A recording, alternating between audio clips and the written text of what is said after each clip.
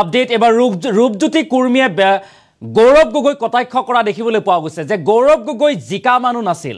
যোৰহাটত গৌৰৱ গগৈ জয়ী হোৱা প্ৰাৰ্থী নাছিল বুলি মন্তব্য কৰিছে আৰু মিছা প্ৰতিশ্ৰুতি দিহে এতিয়া গৌৰৱ গগৈ জয়লাভ কৰিছে বুলি এনেদৰে গৌৰৱ গগৈ কটাক্ষ কৰিছে বিধায়ক ৰূপজ্যোতি কুৰ্মীয়ে আমি সবিস্তাৰে খবৰটো লৈ অহাৰ চেষ্টা কৰিম এটা ডাঙৰ খবৰ এই মুহূৰ্তত যে মোৰ দৃষ্টিত গৌৰৱ গগৈ জিকিব লগা প্ৰাৰ্থী নাছিল এই মন্তব্য কৰিছে ৰূপজ্যোতি কুৰ্মীয়ে ৰাইজে তেওঁক জয়ী কৰাইছে বুলি উল্লেখ কৰিছে ৰাইজৰ ৰায়ক আমি মানি লৈছো কিন্তু আমাৰ দৃষ্টিত মোৰ দৃষ্টিত গৌৰৱ গগৈ জয়ী হোৱা প্ৰাৰ্থী নাছিল কিন্তু লাহে লাহে মানুহে গম পাব গৌৰৱ গগৈ কেনেকুৱা মানুহ এই মন্তব্য কৰিছে ৰূপজ্যোতি কুৰ্মীয়ে গৌৰৱ গগৈ তেওঁ এনজিঅ'ৰ পৰা মৰিয়নিত দুটা অক্সিজেন চিলিণ্ডাৰ দিছিল আৰু অক্সিজেন চিলিণ্ডাৰ দুটা চীনত নিৰ্মিত আৰু তেওঁ যদি ইমানেই দেশপ্ৰেমিক ভাৰতত নিৰ্মিত চিলিণ্ডাৰ নিদিলে কিয় বুলি প্ৰশ্ন কৰিছে এতিয়া ৰূপজ্যোতি কুৰ্মীয়ে যোৰহাটত গৌৰৱ গগৈ জয়ক লৈ বিধায়ক ৰূপজ্যোতি কুৰ্মীৰ এই প্ৰতিক্ৰিয়া আৰু ৰূপজ্যোতি কুৰ্মীয়ে এনেদৰে গৌৰৱ গগৈক এতিয়া সমালোচনা কৰা দেখিবলৈ পোৱা গৈছে মোৰ দৃষ্টিত গৌৰৱ গগৈ জিকিব লগা প্ৰাৰ্থী নাছিল বুলি কৈছে ৰাইজে তেওঁক জয়ী কৰাইছে আৰু ৰাইজৰ ৰায়ক আমি মানি লৈছো কিন্তু ৰাইজে গম পাব যে গৌৰৱ গগৈ কেনেকুৱা মানুহ আসলতে গৌৰৱ গগৈ কেনে ধৰণৰ মানুহ লাহে লাহে যোৰহাটবাসীয়ে বুজিব পাৰিব জানিব পাৰিব বুলি এতিয়া মন্তব্য কৰিছে ৰূপজ্যোতি কুৰ্মীয়ে আৰু লগতে অভিযোগ উত্থাপন কৰিছে যে মৰিয়নিত দুটা অক্সিজেন চিলিণ্ডাৰ দিছিল গৌৰৱ গগৈয়ে তেখেতৰ এনজিঅ'ৰ পৰা আৰু যি দুটা চিলিণ্ডাৰ দিয়া হৈছিল সেই দুটাকৈ চিলিণ্ডাৰ চীনত নিৰ্মিত আছিল আৰু তেওঁ যদি ইমানেই দেশপ্ৰেমিক ভাৰতত নিৰ্মিত চিলিণ্ডাৰ নিদিলে কিয় বুলিও এতিয়া প্ৰশ্ন উত্থাপন কৰিছে ৰূপজ্যোতি কুৰ্মীয়ে আৰু ৰূপজ্যোতি কুৰ্মীয়ে গৌৰৱ গগৈ কেনেদৰে তীব্ৰ কটাক্ষ সমালোচনা কৰা পৰিলক্ষিত হৈছে যোৰহাটত জয় হোৱাৰ সন্দৰ্ভত ৰূপজ্যোতি কুৰ্মীয়ে কৈছিল ইয়াৰ পূৰ্বে কৈছিল যে মই বাওঁ হাতে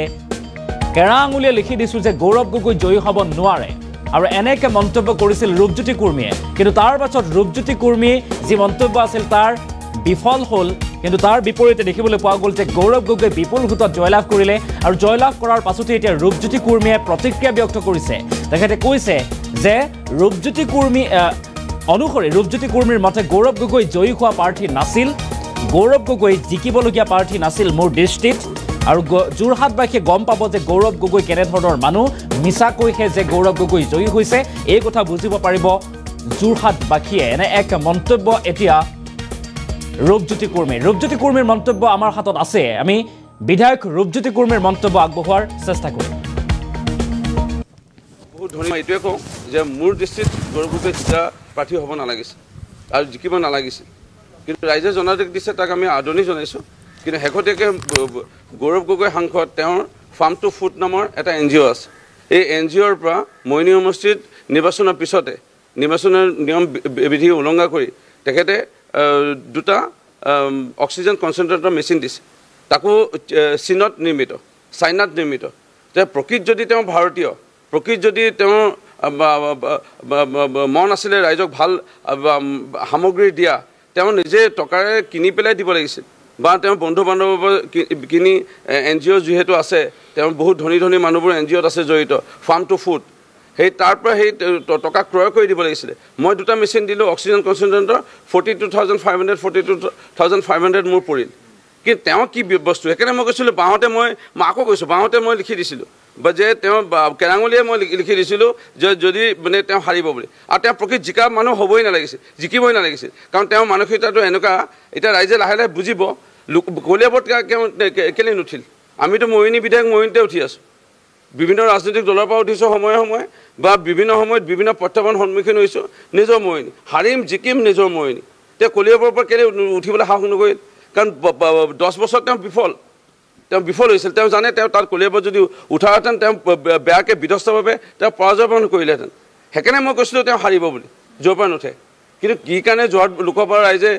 জনাদেশ দিলে এইটো ৰাইজে লাহে লাহে বুজিব আৰু আমাৰ দৃষ্টিত বিভিন্ন ধৰণৰ মিছা প্ৰতিশ্ৰুতিৰে তেওঁ নিৰ্বাচনত জয় হৈছে এইটোৱে কওঁ যে মোৰ দৃষ্টিত গৌৰৱ গগৈ জিকা প্ৰাৰ্থী হ'ব নালাগিছিল আৰু জিকিব নালাগিছিল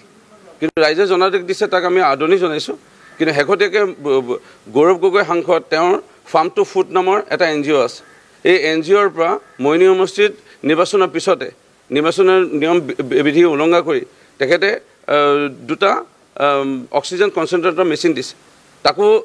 চীনত নিৰ্মিত, চাইনাত নিৰ্মিত। যে প্ৰকৃত যদি তেওঁ ভাৰতীয়, প্ৰকৃত যদি তেওঁ মন আছিলে ৰাইজক ভাল সামগ্ৰী দিয়া, তেওঁ নিজে টকাৰে কিনি পেলাই দিব লাগিছিল, বা তেওঁ বন্ধু বান্ধৱৰ কিনি NGO যিহেতু আছে, তেওঁ বহুত ধনী ধনী মানুহবোৰ NGOত আছে জড়িত, ফাৰ্ম টু ফুড, সেই তাৰ পৰা সেই টকা ক্ৰয় কৰি দিব লাগিছিলে। মই দুটা মেচিন দিলোঁ অক্সিজেন কনচেন্ট্ৰেটৰ 42,500 42,500 মোৰ পৰিল। কিন্তু তেওঁ কি বস্তু, সেইকাৰণে মই কৈছিলোঁ বাঁহতে মই আকৌ কৈছোঁ, বাঁহতে মই লিখি দিছিলোঁ, বা যে তেওঁ কেৰাঙলীয়ে মই লিখি দিছিলোঁ যে যদি মানে তেওঁ হাৰিব বুলি। আৰু তেওঁ প্ৰকৃত জিকা মানুহ হ'বই নালাগিছিল, জিকিবই নালাগিছিল, কাৰণ তেওঁৰ মানসিকতাটো এনেকুৱা। এতিয়া ৰাইজে লাহে লাহে বুজিব কলিয়াবৰত কেলৈ নুঠিল। আমিতো মৰিনী বিধায়ক মৰিনীতে উঠি আছোঁ,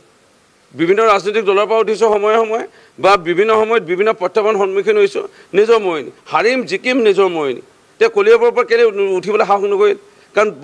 10 বছৰ তেওঁ বিফল হৈছিল। তেওঁ জানে তেওঁ তাত কলিয়াবৰত যদি উঠাহেঁতেন তেওঁ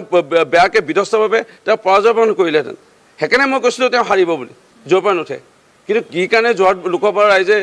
জনাদেশ দিলে, এইটো ৰাইজে লাহে লাহে বুজিব। আৰু আমাৰ দৃষ্টিত বিভিন্ন ধৰণৰ মিছা প্ৰতিশ্ৰুতিৰে তেওঁ নিৰ্বাচনত জয় হৈছে। মই এইটোৱে কওঁ যে মোৰ দৃষ্টিত গৌৰৱ গগৈ জিকা প্ৰাৰ্থী হ'ব নালাগিছিল আৰু জিকিব নালাগিছিল,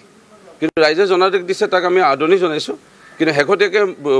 গৌৰৱ গগৈ সাংসদ তেওঁৰ ফাৰ্ম টু ফুড নামৰ এটা NGO আছে। এই NGOৰ পৰা মইনী সমষ্টিত নিৰ্বাচনৰ পিছতে নিৰ্বাচনৰ নিয়ম বিধি উলংঘা কৰি তেখেতে দুটা অক্সিজেন কনচেন্ট্ৰেটৰ মেচিন দিছে, তাকো চীনত নিৰ্মিত, চাইনাত নিৰ্মিত। যে প্ৰকৃত যদি তেওঁ ভাৰতীয়, প্ৰকৃত যদি তেওঁ মন আছিলে ৰাইজক ভাল সামগ্ৰী দিয়া, তেওঁ নিজে টকাৰে কিনি পেলাই দিব লাগিছিল, বা তেওঁ বন্ধু বান্ধৱৰ কিনি NGO যিহেতু আছে, তেওঁ বহুত ধনী ধনী মানুহবোৰ NGOত আছে জড়িত, ফাৰ্ম টু ফুড, সেই তাৰ পৰা সেই টকা ক্ৰয় কৰি দিব লাগিছিলে। মই দুটা মেচিন দিলোঁ অক্সিজেন কনচেন্ট্ৰেটৰ 42,500 42,500 মোৰ পৰিল। কিন্তু তেওঁ কি বস্তু, সেইকাৰণে মই কৈছিলোঁ বাঁহতে মই আকৌ কৈছোঁ, বাঁহতে মই লিখি দিছিলোঁ, বা যে তেওঁ কেৰাঙলীয়ে মই লিখি দিছিলোঁ যে যদি মানে তেওঁ হাৰিব বুলি। আৰু তেওঁ প্ৰকৃত জিকা মানুহ হ'বই নালাগিছিল, জিকিবই নালাগিছিল, কাৰণ তেওঁৰ মানসিকতাটো এনেকুৱা। এতিয়া ৰাইজে লাহে লাহে বুজিব কলিয়াবৰত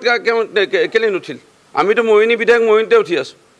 বিভিন্ন ৰাজনৈতিক দলৰ পৰা উঠিছোঁ সময়ে সময়ে, বা বিভিন্ন সময়ত বিভিন্ন প্ৰত্যাহ্বান সন্মুখীন হৈছোঁ। নিজৰ মৰিনী হাৰিম জিকিম নিজৰ মৰিনী। তেওঁ কলিয়াবৰৰ পৰা কেলৈ উঠিবলৈ সাহস নকৰিল, কাৰণ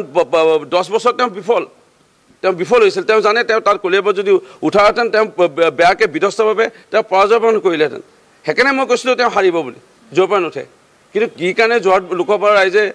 জনাদেশ দিলে, এইটো ৰাইজে লাহে লাহে বুজিব। আৰু আমাৰ দৃষ্টিত বিভিন্ন ধৰণৰ মিছা প্ৰতিশ্ৰুতিৰে তেওঁ নিৰ্বাচনত জয় হৈছে। মই এইটোৱে কওঁ যে মোৰ দৃষ্টিত গৌৰৱ গগৈ জিকা প্ৰাৰ্থী হ'ব নালাগিছিল আৰু জিকিব নালাগিছিল, কিন্তু ৰাইজে জনাদেশ দিছে, তাক আমি আদৰণি জনাইছোঁ।